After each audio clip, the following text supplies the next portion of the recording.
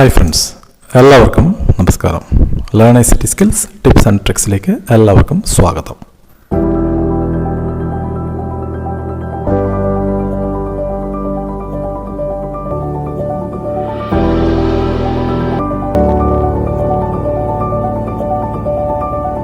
Hi friends, എല്ലാവർക്കും നമസ്കാരം. Learn ICT skill YouTube ചാനലിൻ്റെ പുതിയൊരു അധ്യായത്തിലേക്ക് എല്ലാവർക്കും സ്വാഗതം. ഇന്ന് നാം പരിചയപ്പെടുന്ന മറ്റൊരു ന്യൂമറിക്കൽ ട്രിക്സുമായിട്ട് ബന്ധപ്പെട്ടുള്ള കാര്യങ്ങളാണ്. ഉദാഹരണത്തിന്, നമുക്ക് ഈ ഒരു എംപ്ലോയിയുടെ പേര് നമ്മൾ ടൈപ്പ് ചെയ്യുന്നു, അനിൽ എന്ന് ഞാൻ ടൈപ്പ് ചെയ്യുന്നു. അതിനുശേഷം അദ്ദേഹത്തിൻ്റെ വേജസ് ഞാനിവിടെ 5000 എന്ന് ടൈപ്പ് ചെയ്യുന്നു. നമുക്കൊരു പക്ഷേ ഇവിടെ ഈ തുകയുടെ ഇവിടെ കറൻസിയുടെ സിമ്പൽ കൂടെ ഡിസ്പ്ലേ ചെയ്യേണ്ട ആവശ്യകത വരികയാണെങ്കിൽ, സാധാരണ രീതിയിൽ നമ്മൾ തുക ടൈപ്പ് ചെയ്യുമ്പോൾ കറൻസിയുടെ സിമ്പലൊന്നും വരാറില്ല. അപ്രകാരം എങ്ങനെയാണ് കറൻസിയുടെ സിമ്പൽ കൊടുക്കുന്നതെന്ന് നമുക്ക് നോക്കാം. അതിനായി നമുക്ക് ഏത് സെല്ലാണ് കറൻസി സിമ്പിൾ ആക്കേണ്ടത് സെലക്ട് ചെയ്തതിനു ശേഷം ഫോർമാറ്റ് സെൽസിൽ ക്ലിക്ക് ചെയ്യുക. അതിനുശേഷം വരുന്ന വിൻഡോയിൽ നിന്ന് കറൻസി ക്ലിക്ക് ചെയ്യുക. കറൻസി ക്ലിക്ക് ചെയ്യുമ്പോൾ ഇവിടെ നമ്മൾ ശ്രദ്ധിക്കേണ്ടത് ഫോർമാറ്റ്, ഇവിടെ ഈ കാറ്റഗറിയിൽ വിവിധ രാജ്യങ്ങളുടെ ഇത് കാണാൻ പറ്റും. അതിനകത്തുനിന്ന് INR, ഇന്ത്യയുടെ NR ഇംഗ്ലീഷ് എന്ന് കാണും.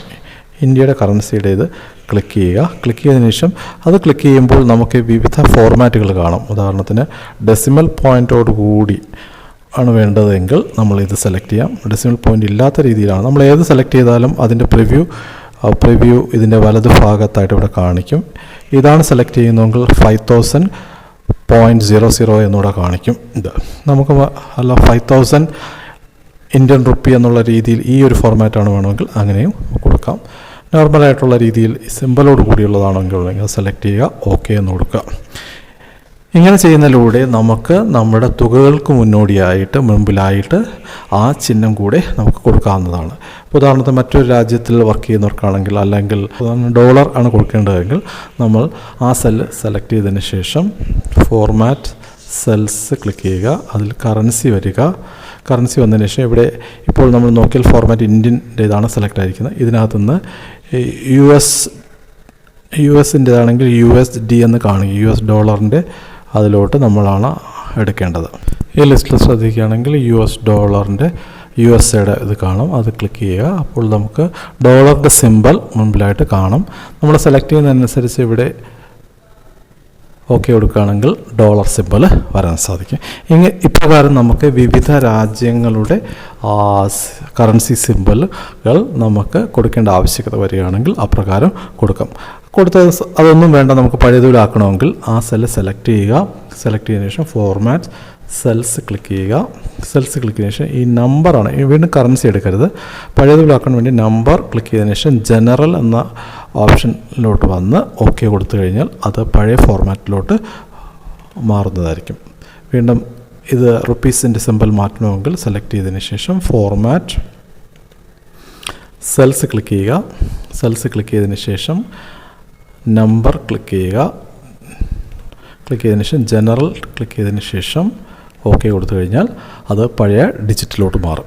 ഇപ്രകാരം നമുക്ക് നമ്മുടെ തുകകളെ വിവിധ രാജ്യങ്ങളുടെ സിമ്പലിലോട്ട് ആ സിമ്പലുകൾ ആ കറൻസിയുടെ മുന്നോടിയായിട്ട് വരണമെങ്കിൽ ആ രീതിയിൽ കൊടുക്കാവുന്നതാണ്. അതുപോലെ നമ്മുടെ ചെറിയൊരു ടിപ്സോടെ ഞാൻ പരിചയപ്പെടുന്നു. ഇവിടെ നമുക്ക് 5000.00 ഡെസിമൽ പോയിൻ്റ് വേണമെങ്കിൽ ആ തുകയിൽ വെച്ചതിന് ശേഷം നമ്മൾ ആഡ് ഡെസിമൽ, ഇപ്പോൾ 1 ഡെസിമൽ പോയിൻ്റ് കൂടി, വീണ്ടും ഒരു പ്രാവശ്യം കൂടി ക്ലിക്ക് ചെയ്യുകയാണെങ്കിൽ 2 ഡെസിമൽ പോയിൻ്റ് കൂടി.